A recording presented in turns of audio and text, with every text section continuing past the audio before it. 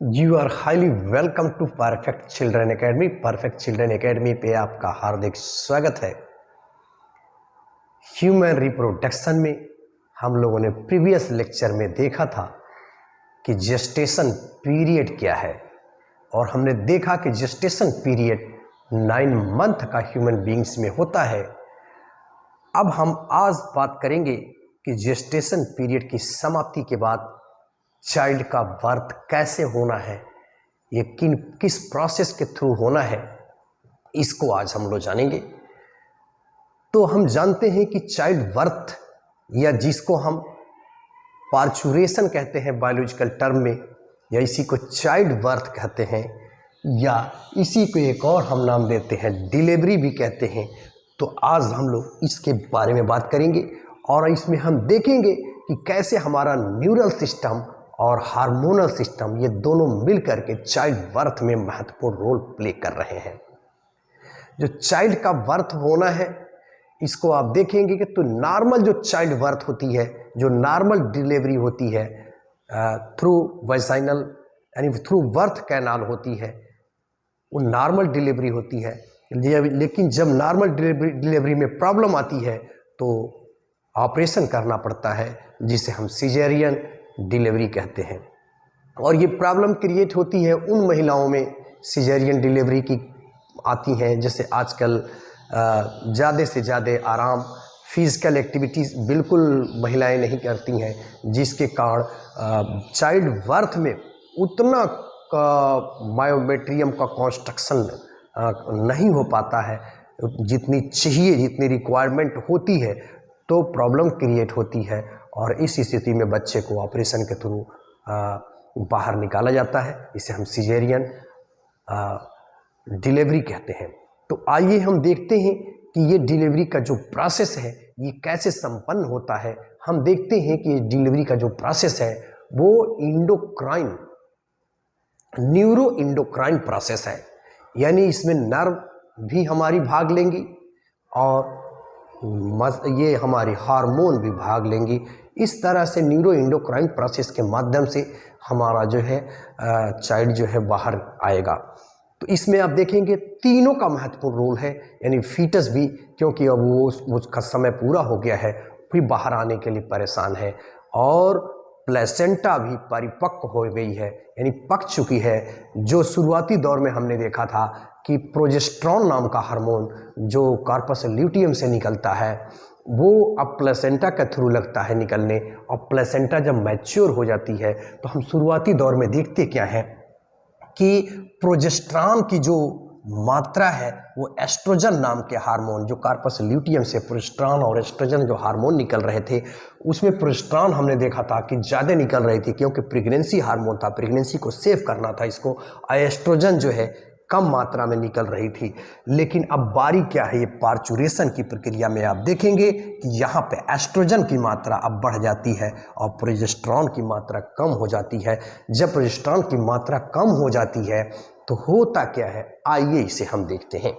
देखिए होता क्या है, फुल्ली डेवलप्ड जो फीटस है अब इसको बाहर निकलना है, और प्लेसेंटा यहाँ पे अब क्या हो गई है, परिपक्व हो गई है, मैच्योर हो गई है।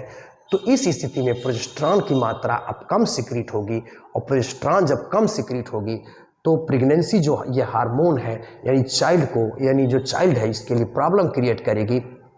अब ये क्या करेगा, प्लेसेंटा, और ये प्लेसेंटा का वीक होना और फीटस का जो है यानी फुली डेवलप्ड जो फीटस है, इसका अब यहाँ से एक हार्मोन रिलीज होता है सबसे पहले, जिसे हम CRH कहते हैं, यानी कार्टिकोट्रोपिन रिलीजिंग हार्मोन। ये कार्टिकोट्रोपिन रिलीजिंग हार्मोन जैसे ही इस प्लेसेंटा और फीटस के थ्रू निकलता है तो करता क्या है, ये सबसे पहला काम ये करता है कि प्रोस्टाग्लैंडिन नाम का हार्मोन के लेवल को ये बढ़ा देता है।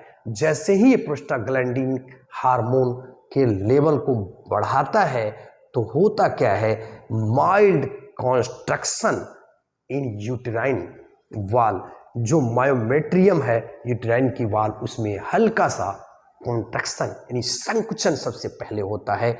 यानी जैसे ही ये रिलीज किया है यानी जैसे ही ये बच्चा जो है इस पे यानी हार्मोन ये जैसे ही टकराते हैं तो होता क्या है, माइल्ड कॉन्ट्रैक्शन होता है। और ये कॉन्ट्रैक्शन करता क्या है, जैसे यहाँ पे सपोज कर लीजिए कि ये हमारा है यूटेराइन है, यूट्रस है, और ये सर्विक्स है। आप जानते ही हो प्रोजेस्टेरॉन के कारण जो है ये एक तरह से पैक है अभी।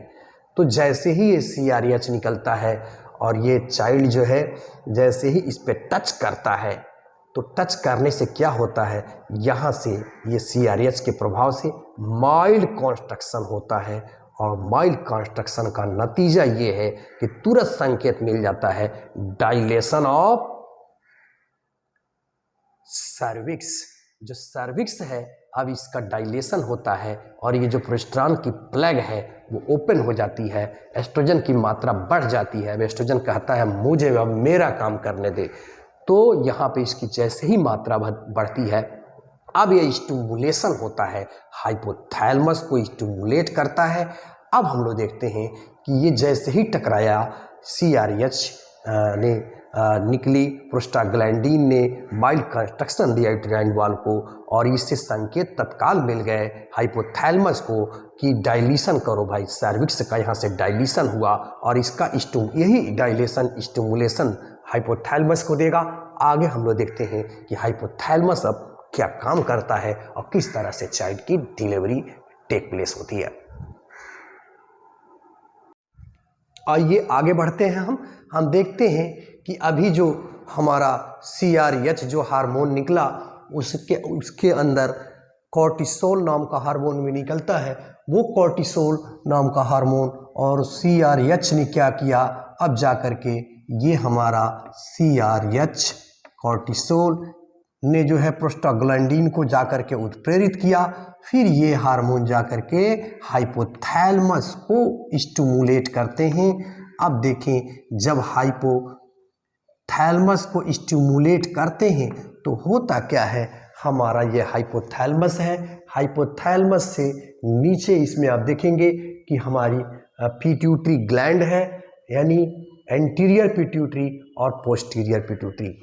हम देखते हैं कि हाइपोथैलेमस अब इसको संकेत देता है पोस्टीरियर पिट्यूटरी को और पोस्टीरियर पिट्यूटरी से कहता है कि तुम ऑक्सीटोसिन नाम का हार्मोन निकालो। ये जैसे ही ऑक्सीटोसिन, आप जानते हैं इसको बर्थ हार्मोन के नाम से भी जाना जाता है, यह ऑक्सीटोसिन हार्मोन यह तेजी से निकालने लगती है और जैसे ही ऑक्सीटोसिन हार्मोन निकलता है तो ये क्या काम करता है, दो तरह का काम करता है। एक कैल्शियम आयन को लिबरेट करता है और साथ ही साथ प्रोस्टाग्लैंडिन की मात्रा को बढ़ा देता है। प्रोस्टाग्लैंडिन की मात्रा को बढ़ा देता है। यही प्रोस्टाग्लैंडिन है जो यूटेराइन वाल को और कंस्ट्रक्शन और उसमें विगरस कंस्ट्रक्शन के लिए मजबूर करेगा। तो प्रोस्टाग्लैंडिन हार्मोन यहाँ पे निकलने लगती है और ये कैल्शियम आयन निकलने लगते हैं। अब ये दोनों मिल करके करते क्या है, साइमल्टेनियसली आपस में मिल करके इनका कोऑपरेशन इस तरह का होता है कि विगरस कॉन्ट्रैक्शन जो है यूटेराइन की वॉल में होने लगता है। और यूटेराइन की जो वॉल है, आप जानते हो कि जो मायोमेट्रियम है वो मसल कॉन्ट्रैक्शन के लिए जानी जाती है।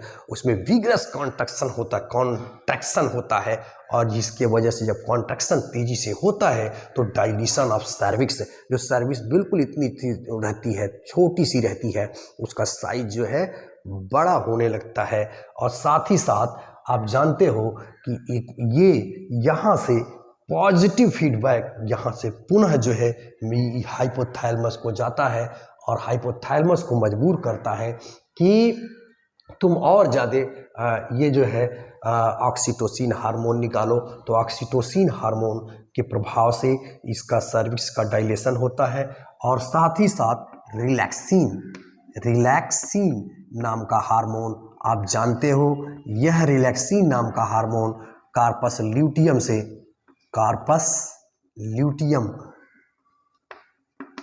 ल्यूटियम यानी ओवरी याद रखिएगा, ये ओवरी से निकलता है और यह भी क्या करता है, इसको रिलैक्स करता है, यानी इसके डाइलेशन में मदद करता है। इस तरह से इतना विग्रस कॉन्ट्रैक्शन की वजह से चाइल्ड जो है पुश आउट हो जाता है थ्रू बर्थ कैनाल।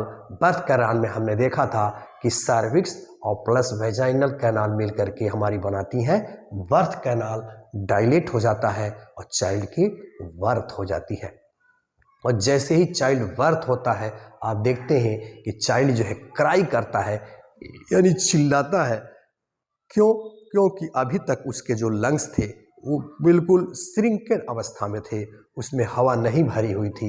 लेकिन जैसे ही वो मतलब प्लेसेंटा से अभी तक वो अपने मतलब न्यूट्रिशन को, ऑक्सीजन को ले रहा था, लेकिन जैसे ही उसका प्लेसेंटा डिटैच होता है तो उसको प्रॉब्लम होती है। उस बच्चे को प्रकृति की अनोखी व्यवस्था देखिए, जैसे ही वो प्रॉब्लम होती है तो चिल्लाता है, और चिल्लाता है जैसे ही चिल्लाएगा मतलब चीखेगा, रोएगा बच्चा, तो जो उसका लंग है उसमें हवा भर जाती है और वो पल्मोनरी सर्कुलेशन के लिए काम करने लगते हैं, यानी वो जो फेफड़े हैं वो फंक्शनल हो जाते हैं। अगर बच्चा नहीं रोता है तो अक्सर देखते हैं कि वो उसके लिए प्रॉब्लम क्रिएट हो जाती है और हार्ट में भी प्रॉब्लम होती है। कई बार आप देखते हैं कि हवा जो है हार्ट के जो मतलब दीवारें हैं वो आपस में जो दरार है वो नहीं भर पाती है, तो ब्लड मिक्स हो जाता है, तो उसमें ब्लू बेबी सिंड्रोम कहते हैं। ये बातें प्रीवियस लेक्चर में हमने की हैं। तो इस तरह से चाइल्ड का बर्थ हो जाता है और बर्थ के बाद आप देखेंगे कि 10 से 15 मिनट के बाद जो प्लेसेंटा है, प्लेसेंटा जिसे डेसिडुआ कहते हैं, प्लेसेंटा, और साथ ही साथ जो है कोरियानिक विलाई ये भी निकल आती है, और एमनियन जो होता है वह भी ब्रेक हो जाता है, और एमनियन के अंदर जो एमनियोटिक फ्लूइड है वह बाहर निकलता है। और जब प्लेसेंटा टूटती है तो आप जानते हैं कि कोरियानिक लेयर और प्लेसेंटा ये सब बाहर निकलते हैं, तो ब्लीडिंग भी शुरू हो जाती है, यानी बर्थ के बाद चाइल्ड बर्थ के बाद ब्लड भी निकलता है, और ये ब्लड जल्दी रुक भी जाता है या 2-4 दिनों तक भी ये हल्की सी ब्लीडिंग चलती रहती है। तो इस तरह से एक चाइल्ड का जन्म हो जाता है। ये रहा ब्रीफ डिस्क्रिप्शन अबाउट पार्चुरेशन। मुझे उम्मीद है कि लेक्चर आपको पसंद आया होगा। इस चैनल पे आप नए हैं तो इस चैनल को सब्सक्राइब करें, लाइक करें, कमेंट करना बिल्कुल ना भूलें। Thanks for